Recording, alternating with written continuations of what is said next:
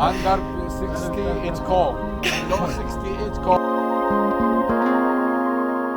So that'll be interesting. So here's a nice. Here's a nice thing to accelerate. Sure. You gonna. Oh, can I? Okay. That was the point of the curve. Good. Now we're doing 40. That's impressive. Okay.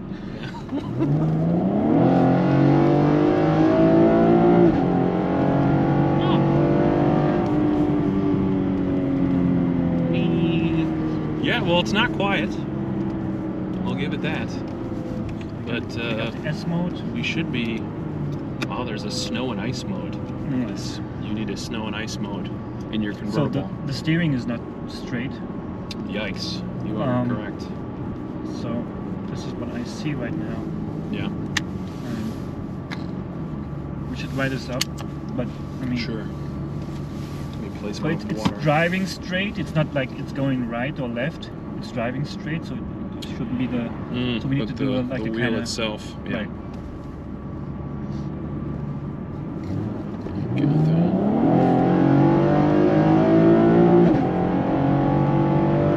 I like the little exhaust farts. The transmission, I mean, is it shifting when you want it to? It seems like it's quick at least. It's okay. Because I believe this is supposed to be a 10-speed. So I don't know if it indicates what gear you're in or anything like that.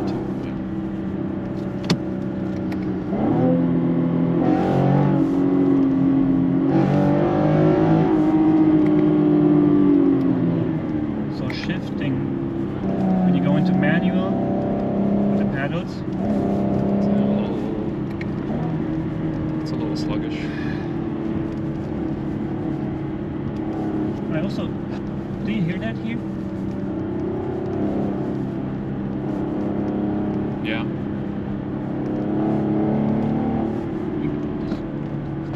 Something is loose here.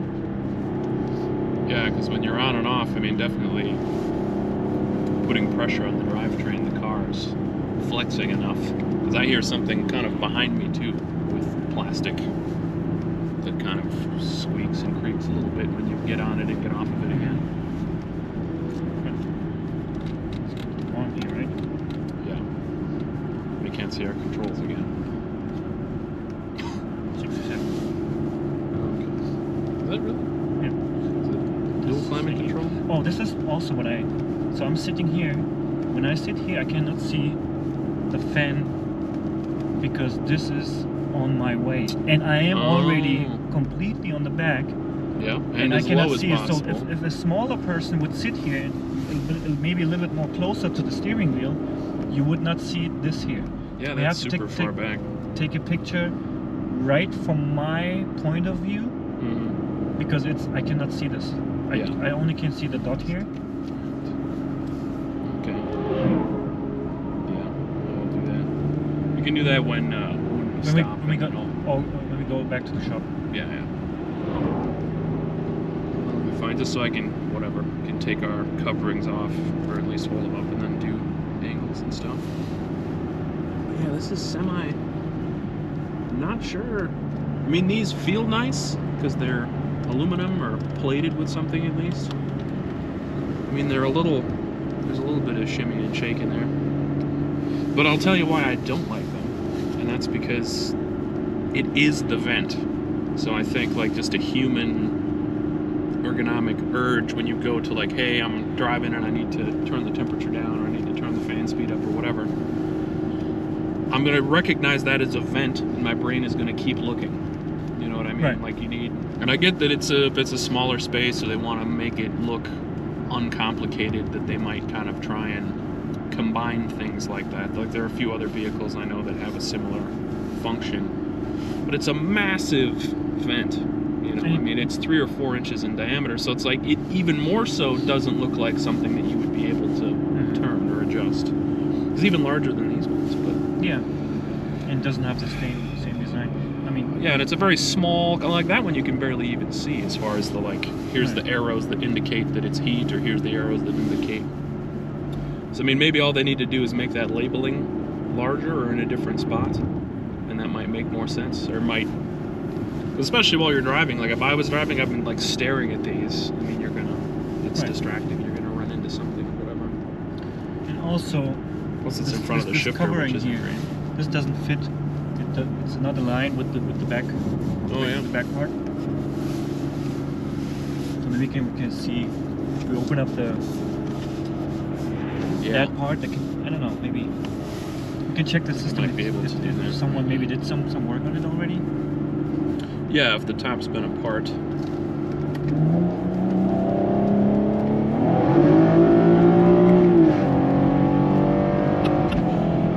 Stop sign. I mean, the power is good. I think, especially compared to previous generations, because this is, well, actually, technically, this isn't the base engine. This is the middle engine. That's a V6. There are 3 engines, yeah. I don't know. So, let's see if I can make sure that.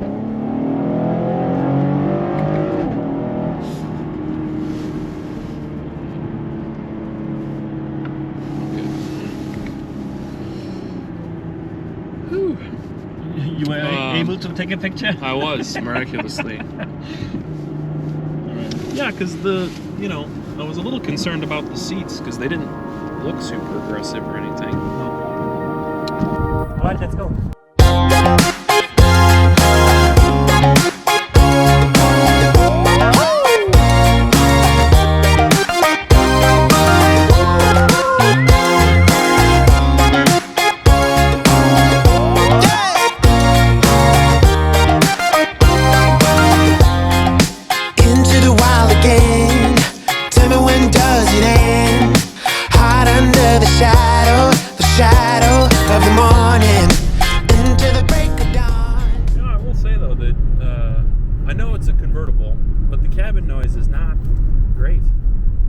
Well, for example, brands and models that I can't necessarily compare it to, but like I own a convertible that's 12 years old from a different manufacturer, and it's more quiet and refined than this is, yeah. Okay.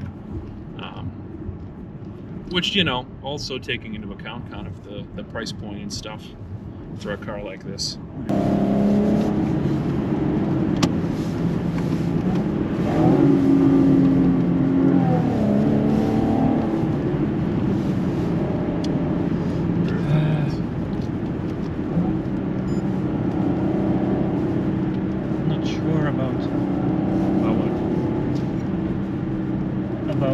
Shifting in manual through the pedals compared to the stick. Oh, can you bump it up and down on there as well? Yeah, you can.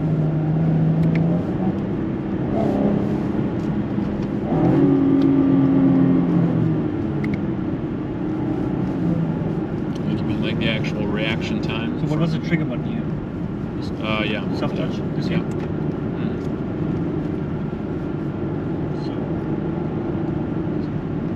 Mileage is 26,140 at, what time is it? 3:05?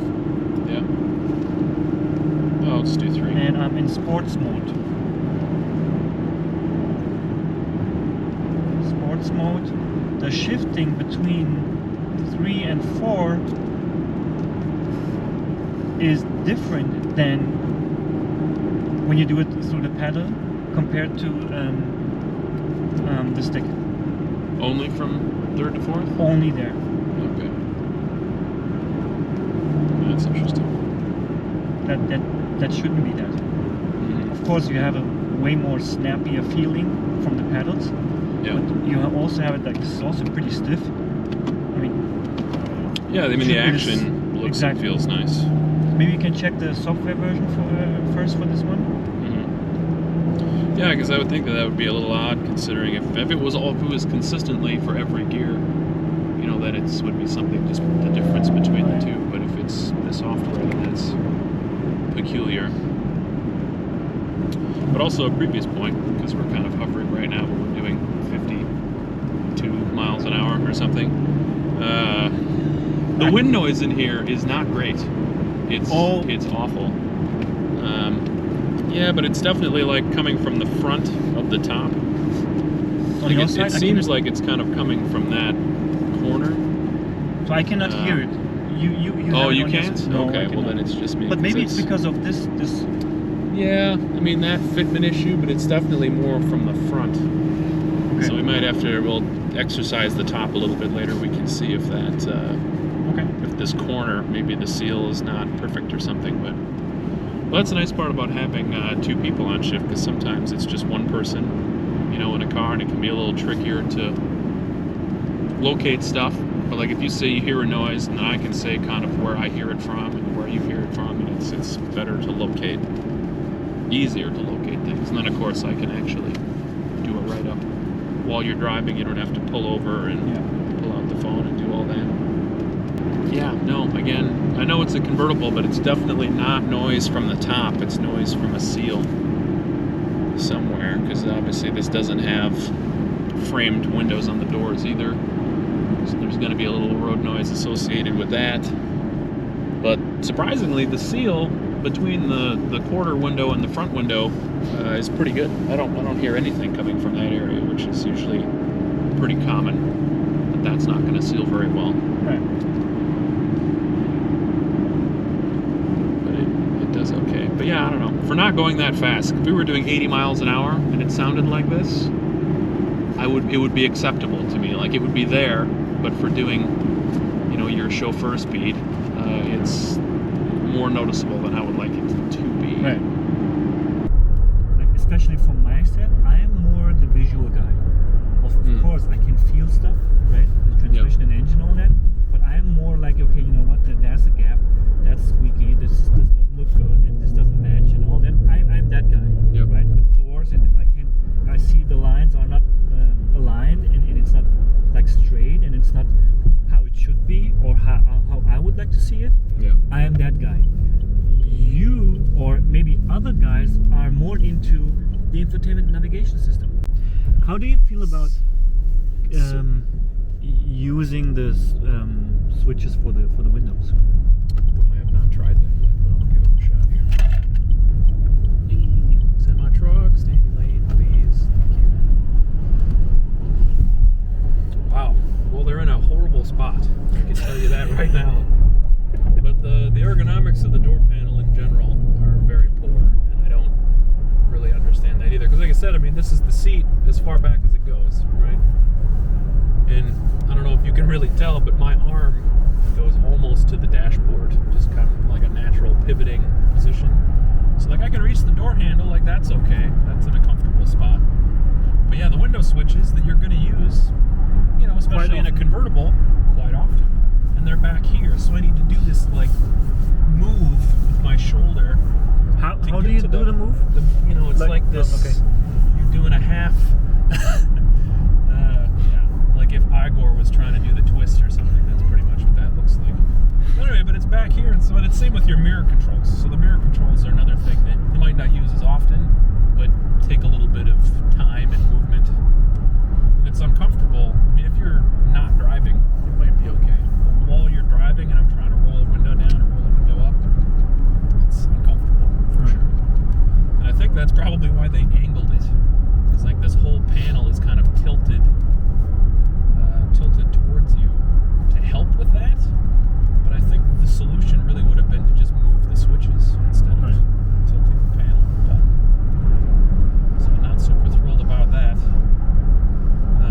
And the other portion, which I don't know if you want to take a video right now, but the center console, like comfortable-wise positioning, feels okay. I mean, the height is good here and there, but the functionality of the console is kind of terrible. And especially if I'm trying to open it while I'm driving, I can't really, because it hits my arm like this, and then I have to like go around this weird thing, and then it's this backwards motion. Like this is, I mean, I can't even fake it because it's so dangerous to do it while I'm driving, to like do this backwards thing. Because like you were saying, I mean, that's where the plug is for your cell phone. So whether it's to charge it or to like play music. So if you have your phone in here, I mean, I can't even imagine like doing a text message or something and then changing a song or whatever. And I gotta do this shit again and then back to like that. because it looks nice. So we have to beep that out. We have creative beep strategy, right? Anyway, but then we'll take a video in a little bit about the actual fitment of a cell phone in there, because that's not very plausible. But without using it, like if it was just an armrest, it's fine and nice and comfortable. But it's again the ergonomic portion and the fact that it's so kind of far forward. I would definitely dock points on the functionality scale for that. That would be a write-up. Don't do this at home, people. Don't do this. Don't do what? I mean, you're professional. So Yeah. when you do those kind of stuff like while driving, Yeah. it's because you know how to handle, Correct. right? So you got And that not that you can see my eyes, I guess, with the sunglasses, but I mean that I have eyes on the road still. But that's part of the write-up, though, is that if you theoretically need to access your cell phone at any point, even if you're at a stop and you want to just check your, oh, hey, I got an email or I have a missed call or whatever, I mean, it's extremely difficult from the driver's position. I mean, you would need to, like, move your entire body. So, but especially while you're driving, I mean, there's no way. I mean, that would be horrendously dangerous to do that, Right. which I think is huge points off for ergonomics and functionality and safety, which is the most important part, because humans are human, and regardless if we're supposed to look at our phone while we're driving or anything like that, we inevitably will at least one time or another for whatever reason. And, not that we need to make sure that it's okay for people to do that, but, I mean, we need to make actions within the car as safe as possible. Right. Whether it's adjusting the mirrors or rolling the window down, or, even adjusting the seat or your seat belt. I mean, there's all sorts of things that, if you're, like, the steering wheel tilt is something that people would use pretty regularly as far as a different driver gets in the car, you need to make an adjustment. You're not going to put the controls for the steering wheel tilt on the floor behind your seat. Because then this whole thing and you're looking all over. I mean, it's common sense to have it be somewhere safe and somewhere easy to access. And for this, and my arm is, I gotta do that, and then I have to, I can't even with the seatbelt, reach all the way over here to get at my phone or do what I need to do, and that's just not thought out very well. So that would be a concept issue that I would be doing a write-up on, saying that this is illogical. Mm-hmm. So we can write that up too. Of course, you wouldn't do a trigger or anything for that because it's not connected to the vehicle's electronics in any way. You're only really going to do triggers for something that you would be able to read computer information for. Yeah, just as a reminder.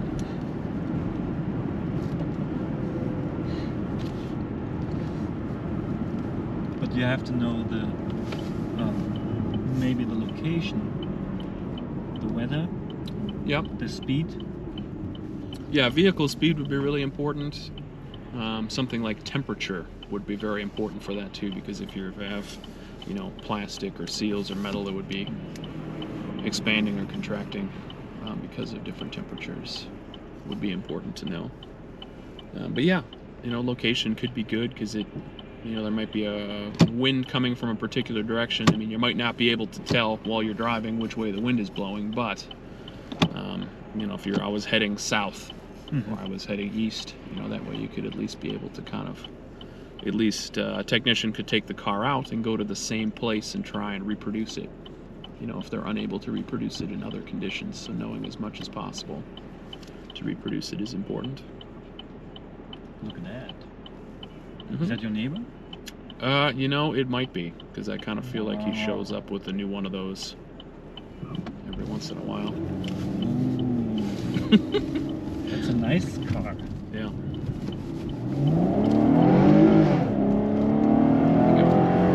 ESP's working.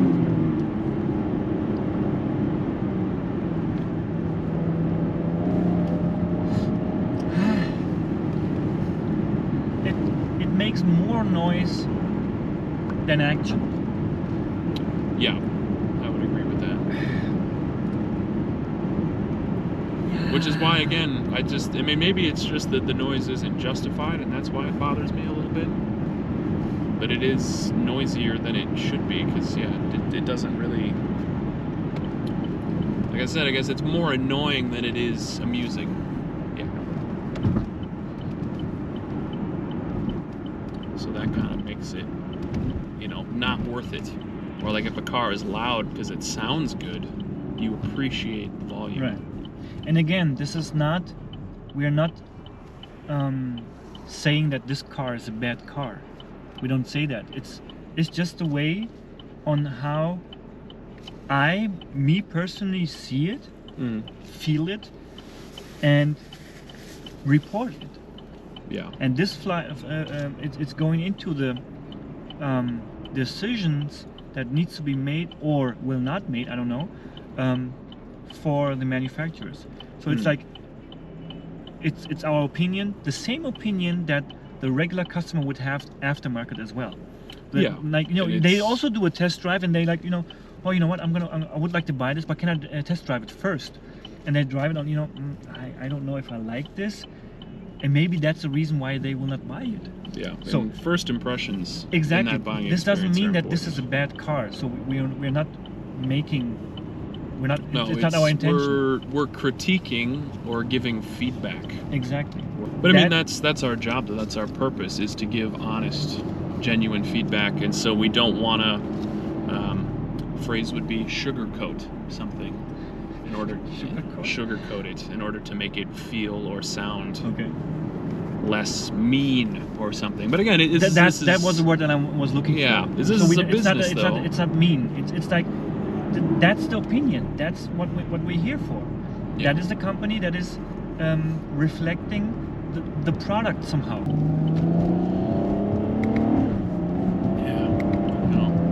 I feel like, because especially this model and this engine and everything, it's not going to be your performance buyer, right? This is going to be more like, the performance buyer's parents want a fun convertible for the weekend or something. Which is not bad.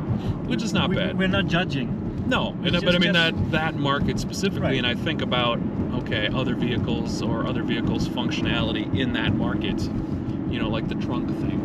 The trunk hole. Like, okay, so if my dad bought this car and he's retired or going to retire in the next 10 years, there's going to be certain things like golf that he would maybe want to do, and it's a nice day and I get to drive to the golf course, but you can't fit golf clubs in the trunk of this car. Yeah. You can't. And so, I mean, you could put it in the front because, as an example, because it's not a test vehicle, but say an older 911.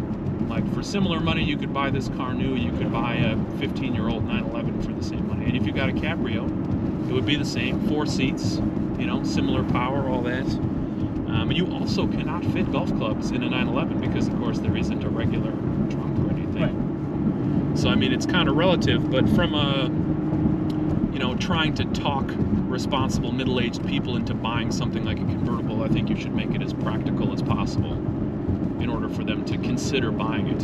So from a design aspect, I think it should be a little more capable. And I think something like a super aggressive intake and exhaust tone, because you don't even really have to be driving it that hard for it to start getting loud. I mean, if you're just merging on a highway, it's very noticeable noise in here. And I think that people in that bracket wouldn't really appreciate that. Like, if you had the top of the line with the bigger engine and all that, sure, make it as aggressive as you want, because that's who's buying that car. But for something that's more of a base model or mid-range model, it doesn't seem to make sense to me. Or I would consider it an annoyance, Like, it would be, God, everything's so loud. Like, even during the ESP test and all that stuff, I mean, the ABS unit and the drivetrain was also not very well insulated. That was a very concerning amount of noise happening during just something as simple as like wheel spinning, But this was like 15 seconds. You have to try this also on not only for snow, also for with a wet surface. Wet surfaces, cold surfaces, anything that would be considered a loose surface. But that's also a special program. We have like a separate ESP drives. We call it ESP drives. it's like really like throughout the whole day you're driving like this, what I did right now. Yeah. The whole day. Yeah. With inside the people inside the weights and without, just to compare it with each other. Yeah. And then there's a certain amount of test cycles plus a different type of data that is on the transmission as well to compare also that interaction. So it's not only the way that it's built, it's also it's way more into deep also into software as well. Yeah, So, no, for sure. right. And that's something too that along with other systems that, you know, we would potentially get updates for occasionally. Yeah. So if you are lucky enough to be at one of these closed track jobs where you're able to, you know, do durability testing and stability testing and stuff like that, where you're basically just trying to make this car break. But, you know, or even just, you know, track days and stuff too. You know, not that there's a ton in this area, but all around the country and all around the world, there's definitely places where people will have weekend track days, or, you know, like the Sports Car Club of America and organizations like that will have autocross days, and you're going to be able to test the limitations of your car and the capabilities of your car. And I know that especially on anything from, I think it's in the US anyway, from 2012 or 2011 to current, is when the federal safety standards started rolling out, you know, vehicles having to have stability control, and, you know, along with not just traction control. Right. And partially because of that, you know, some manufacturers don't allow you to turn the system off. You know, some do, some only allow you to turn the traction control off, but stability control is always on. It's not fully 100% that you can turn it off. Even that this one is saying it's off, it's not really 100% off. Yeah. Not in all cars. We need to check this one on how that is with this one, but not all of the cars. You have cars that is really turned off 100%, but that's very rare. Yeah, but I mean, as a driver, and if you're going to do something at an event, you can go like 10 miles an hour faster. I can? You can. Oh, I do? It's Okay. 55. It's, how do you 60. call it? Like Miss Daisy chauffeur? Like, yeah, like that. But yeah, so I mean, and the goal behind us finding all these issues and the whole reason why we're here is for, you know, those initial buying things that we don't want people to notice or find wrong with the car, so we want there to be nothing wrong with the car, but also the long-term stuff, because when we give feedback or do a critique about something that, like the wind noise, you know, and the driver is going to notice it after days, weeks, months, years, and they're going to go back to the dealership, and the dealership's going to be like, well, I mean, that's the way that it's supposed to be, so there's nothing we can do about it. And so long term, that gives, you know, the manufacturer like a bad name, or it keeps people from buying from that manufacturer again, because, oh, I had this whatever, and I had it for years, and it made these terrible noises all the time, or this was really uncomfortable. It'll keep people from going back, and that's, the manufacturers obviously don't want that. They want long-term customers. They want people to be happy, people to be satisfied. So the more we can find out, big or small, to make the owner's life easier and make them more satisfied, that's why they pay us, is to do that. Right. So they can, you know, because manufacturer, when we get it from them, they think, oh, everything's perfect, you know, because the designers and the engineers have been staring at the same thing for months.